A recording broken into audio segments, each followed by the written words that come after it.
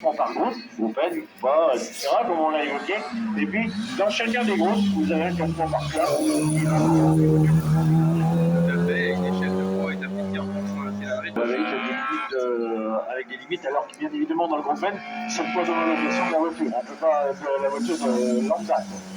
C'est vrai, et on fait déjà des lectures selon ajouter aux voitures qui viennent faire un coefficient de puissance. Mais... Donc il va se battre contre lui-même. Alors que déjà dans la classe M2, on aura trois concurrents et on aura trois voitures différentes. C'est-à-dire dans la catégorie une Honda Civic et une Twingo RS. On peut avoir un châssis totalement différent, une mécanique différente, mais la cylindrée vous rassemble et vous permet de vous battre. On sait que la Civic a l'un des meilleurs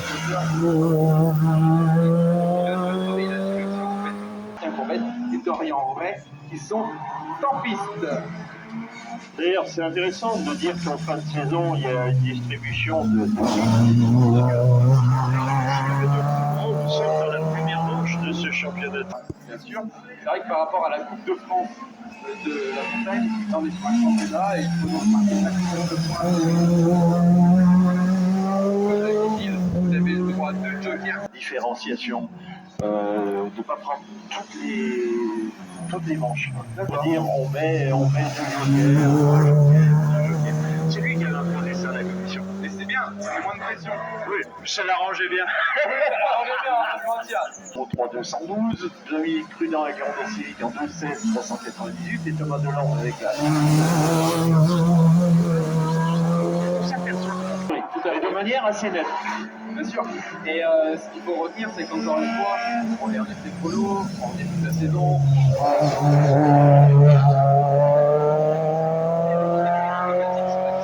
Dégradé en fonction des pilotes, ce qui fait une différence de polo. On est quand même sur des coéquipiers qui sont quand même pas encore plus mal, même si elles ne sont pas abordées du tout pour la saison. Allez, au niveau des chronos, Thomas Delorme en 2,20, 2,62, on le rappelle. Dominique Prudent est en 2, Sauf Garnier, Damien Grand, Franck Perrin, Kevin Jarousse et Claude Vézol qui vient de s'élancer à l'instant avec les M3. À la fois de la catégorie M3, c'est-à-dire de la catégorie des 2 litres, en ce qui concerne donc les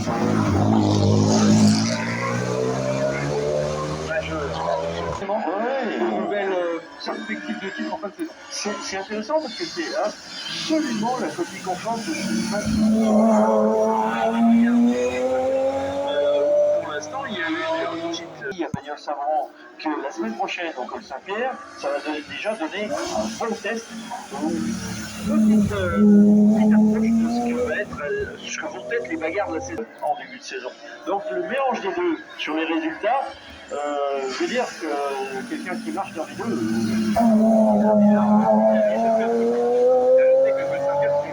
Il faut l'avoir fait au moins 10 fois.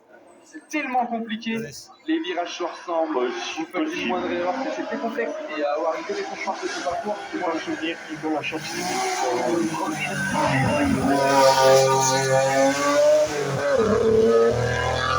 Cette année, à cette course à la maison, Alex Pierre est en piste, il va falloir surveiller. Il avait emporté il y a quelques semaines du côté de la course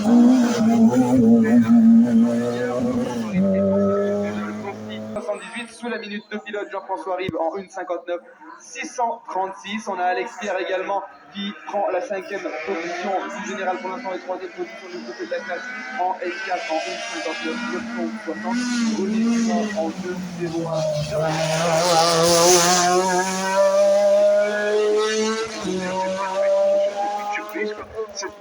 Mais c'est une première indication. Surtout que Goran étant dans les petits numéros de la série de production,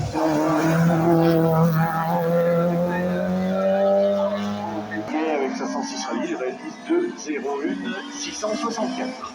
Effectivement, à l'instant, on passe les pieds en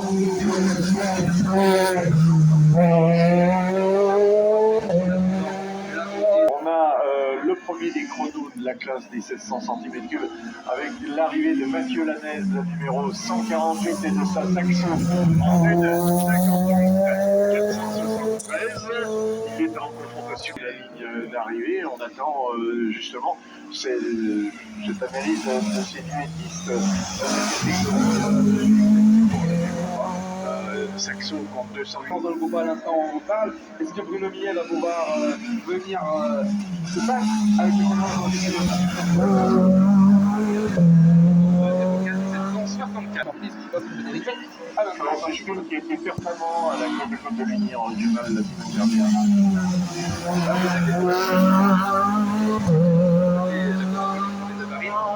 Donc, c'est ce qui fait que les chronos ont du mal à venir jusqu'à lui.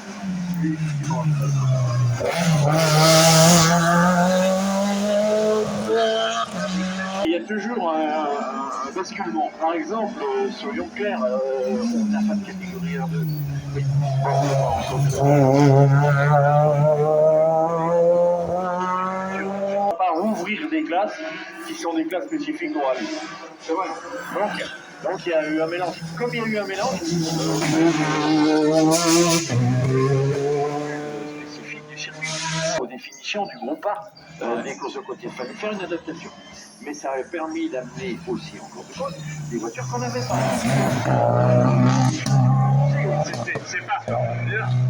C'est plutôt une Ils ont complètement redynamisé le groupe A. On a ensuite eu les 319 qui sont arrivés et qui ont donné une nouvelle image.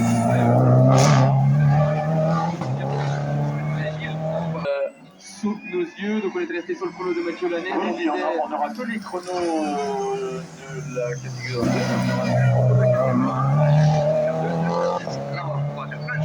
C'est en 1,56,039, alors que François Payet, on le disait, va certainement revenir avec une intention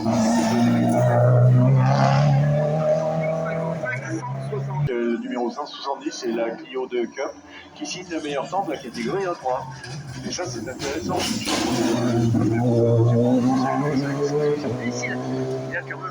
Cette catégorie-là, ça reste des voitures qui sont abordables et on voit démarrer pas mal de monde. Maxime Dejet, typiquement, a démarré là-dedans.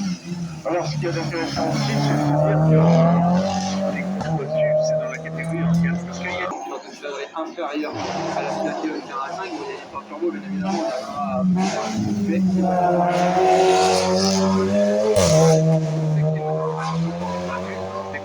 en 2.04 779, on a eu le temps de Jean-Philippe Martin, le 136 en 2.00 075, le 135 Jean-Luc Mirand. On a donc tous les chronos de la catégorie A4, non seulement en tête de la catégorie, mais qui pour l'instant tient la corde pour le groupe en 1.51 223. Allez, arrêt de course, sortie de route, on a pas les informations.